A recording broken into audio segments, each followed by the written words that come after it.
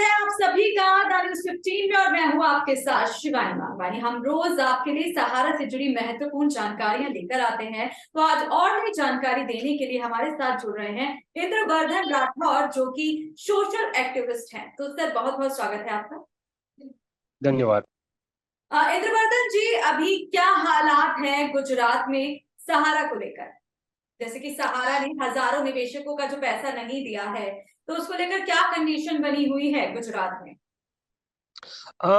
गुजरात में भी आज की तारीख में सहारा इंडिया की ऑफिसें खुली हुई है और वहां पर बैठे मैनेजर और एजेंट आज भी निवेशकों को गलत झूठी जानकारी देकर उनकी जो मैच्योर अमाउंट है वो अन्य योजनाओं में ट्रांसफर करने के लिए दबाव डाला जा रहा है।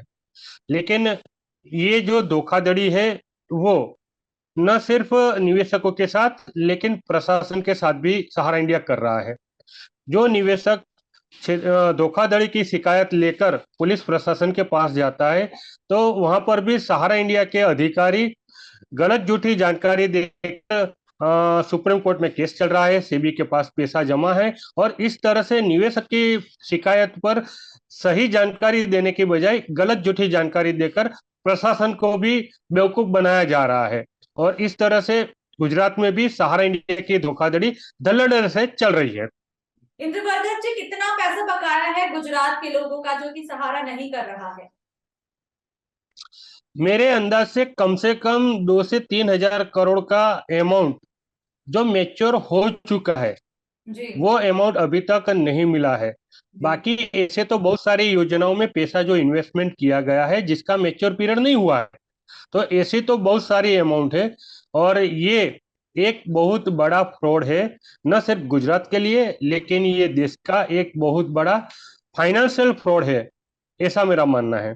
जी, जैसे कि देश के अलग अलग राज्यों से इस मुद्दे से, ये जो इतनी बड़ी जो समस्या है, इससे लड़ने के लिए कई तरीके की रणनीतियां बनाई जा रही हैं, आंदोलन किए जा रहे हैं।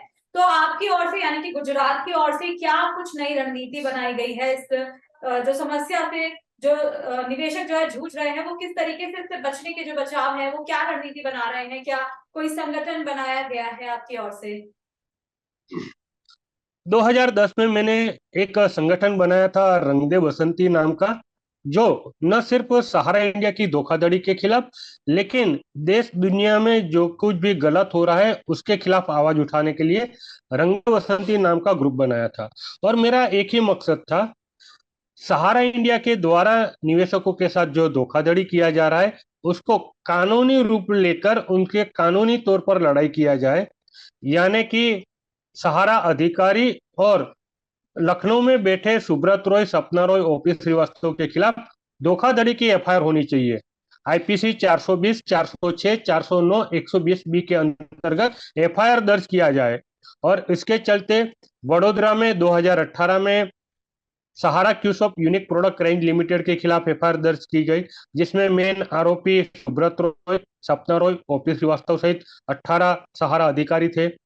2019 में सीआईडी क्राइम गांधीनगर में सहारा क्रेडिट कोऑपरेटिव सोसाइटी लिमिटेड के खिलाफ एफआईआर दर्ज की गई, जिसमें सहारा क्रेडिट के डायरेक्टर के सहित वडोदरा में जो सहारा के अधिकारी थे उनके खिलाफ एफआईआर दर्ज की गई। तो इस तरह से मैंने रंग दे बसंती नाम का ग्रुप बनाकर कानूनी तौर पर लड़ाई लड़ने का जो सिलसिला शुरू किया था वो आज भी जारी है। ठीक है जी। आपको एक बात इंद्रवर्धन जी, क्या प्रशासन या सरकार की ओर से आपकी मदद की जा रही है इस कार्रवाई को करने के लिए? जी नहीं, पुलिस प्रशासन पूरी तरह से सहारा के पक्ष में है ऐसा मुझे लग रहा है। निवेशकों के साथ धोखाधड़ी हुई है, ये जग जाहिर है, उसको साबित करने की कोई जरूरत नहीं है। फिर भी लोकल पुलिस स्टेशन से लेकर पुलिस कमिश्नर तक निवेशकों के साथ धोखाधड़ी हुई है उसके सबूत देने के बावजूद भी एफआईआर दर्ज नहीं किया जा रहा है। गुजरात के डीजीपी माननीय आशीष भाटिया साहब के सामने मैंने रूबरू उनसे मुलाकात कर सहारा क्रेडिट कोऑपरेटिव सोसाइटी लिमिटेड के खिलाफ वडोदरा में एफआईआर दर्ज करने के लिए बात रखी थी। और मेरी बात को स्वीकार करते हुए डीजीपी गुजरात ने वडोदरा पुलिस कमिश्नर को वीडियो कॉन्फ्रेंस के माध्यम से आदेश दिया था, लेकिन आज तक वडोदरा पुलिस कमिश्नर ने सहारा क्रेडिट कोऑपरेटिव सोसाइटी लिमिटेड के खिलाफ निवेशकों की आई शिकायत पर एफआईआर दर्ज नहीं किया है। ये पुलिस प्रशासन का रवैया आपके सामने है। जी, इंद्रवर्धन जी, देखिए ये तो रही सहारा की बात, लेकिन आप ही के राज्य में अभी 2 दिन पहले इतनी बड़ी घटना जो है घटित हुई है। मैं बात कर रही हूँ मोरबी पुल के गिरने की, तो जिसमें 135 लोग जो है अपनी जान गंवा चुके हैं। तो इसका जिम्मेदार कौन है? आप, जाहिर सी बात है, आप गुजरात से ही हैं, तो उसको लेकर आप क्या जानकारी देना चाहेंगे?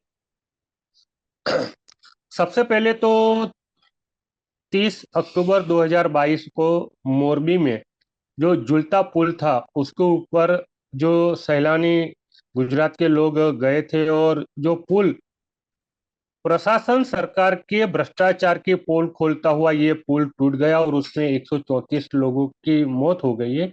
उनको सबसे पहले तो मैं इंद्रवर्धन राठौड़ अपनी श्रद्धांजलि पेश करता हूँ, और उनकी आत्मा को शांति दे, और उनके परिवार के साथ मैं उनके साथ हूँ ये बात करते हुए।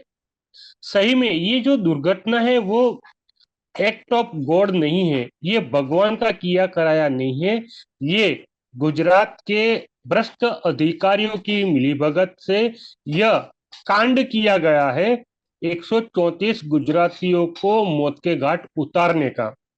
मैं सीधा सीधा आरोप लगा रहा हूं गुजरात के प्रशासन के खिलाफ।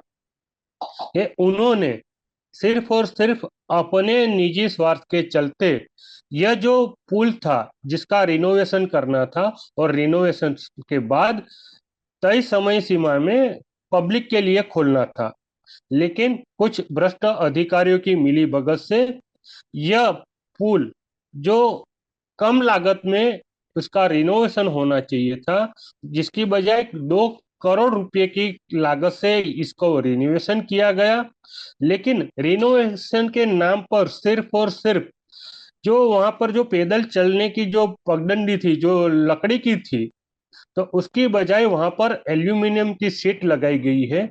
उसके अलावा रिनोवेशन के नाम पर वहां पर जो केबल थे जो पुराने थे उसको चेंज नहीं किया गया, उसको चेक नहीं किया गया, जिसके चलते उनकी जो कैपेसिटी थी वो पूरी तरीके से विफल रही।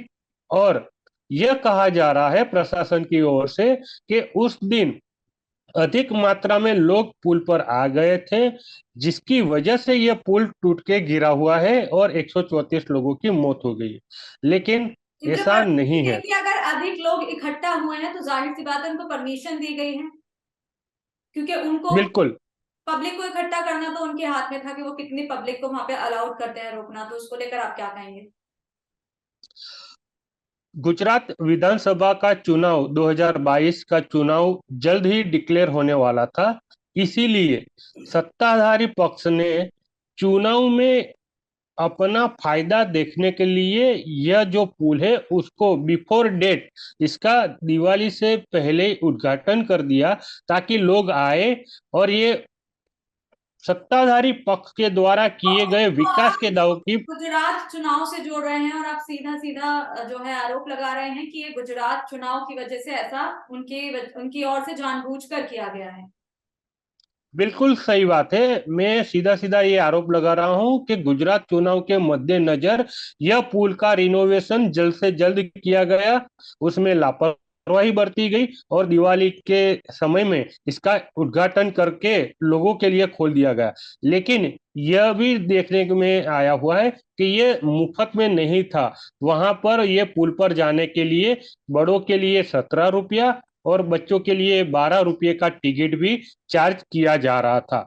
यानी कि गुजरात के सत्ताधारी पार्टी के द्वारा विकास के बड़े बड़े दावे किए गए थे, लेकिन यह पुल जो गिरा है वो उनकी पोल की, उनके भ्रष्टाचार की पोल खुल हुए, क्योंकि पिछले 2 महीने से गुजरात चुनाव को मद्देनजर रखते हुए सत्ताधारी पक्ष यानी कि बीजेपी ने एक चुनावी प्रचार किया था, 20 साल में भरोसानी सरकार यानी कि विश्वास की सरकार हमने ये चलाई है और 20 साल में हमने गुजरात का विकास किया है, ये दावे के साथ वर्धन जी, उन्होंने क्या चुनावी जिसके प्रचार किया द्वारा था। ये पुल बनाया गया, क्या उनके खिलाफ अभी कोई कार्रवाई की जा रही है? क्योंकि जैसे कि 9 लोगों को गिरफ्तार किया गया है, लेकिन जो मुख्य आरोपी जो हैं, जिन्होंने पुल बनाया, ओरवा कंपनी, उनको अभी तक नहीं गिरफ्तार किया गया है। इसको लेकर क्या कहेंगे? बिल्कुल सही बात है। ये जो दुर्घटना हुई है उसमें जो जवाबदार है, सबसे पहले तो ओरेवा कंपनी के मालिक जयदेव पटेल। उसके अलावा जो भी बड़े बड़े अधिकारियों की मिली भगत से ही ये लापरवाही के चलते ये कांड हुआ है, तो एफआईआर में इन सभी का नाम आना चाहिए था।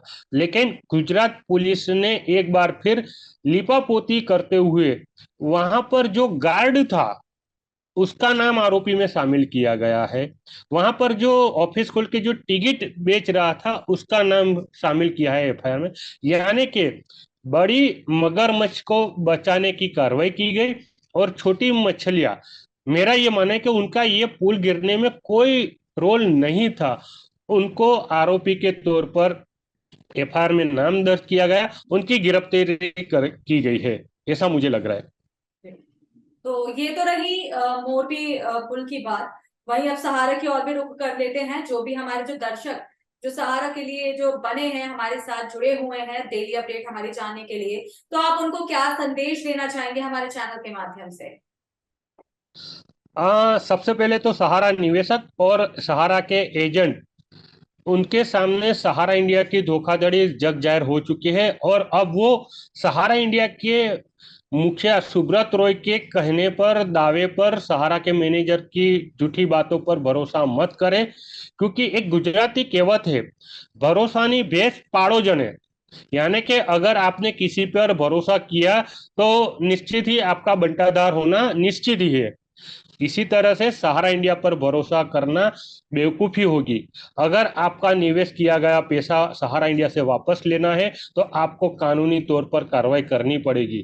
पुलिस प्रशासन के पास जाकर आईपीसी धारा 420, 406, 409, 120 के तहत आपको एफआईआर दर्ज करवानी ही पड़ेगी। और अगर पुलिस प्रशासन आपकी शिकायत पर एफआईआर दर्ज न करे तो आप डिस्ट्रिक्ट कोर्ट जाकर 156(3) के तहत कोर्ट में केस लगाकर भी आप कोर्ट के माध्यम से भी एफआईआर का ऑर्डर करके आप कानूनी कार्रवाई करके अपना निवेश या पैसा वापस ले सकते हैं। और जितनी जल्द करोगे उतना आपका फायदा है, क्योंकि अब 2023 मुझे नहीं लग रहा है कि सहारा इंडिया सस्टेन कर पाएगी।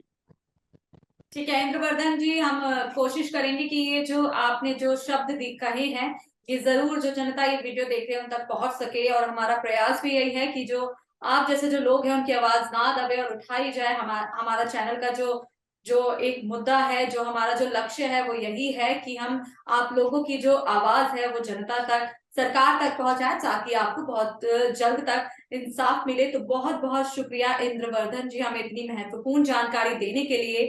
तो ये थे हमारे साथ इंद्रवर्धन जी। कल फिर हाजिर होंगे नई जानकारियों के साथ। बने रहिए द न्यूज़ 15 के साथ।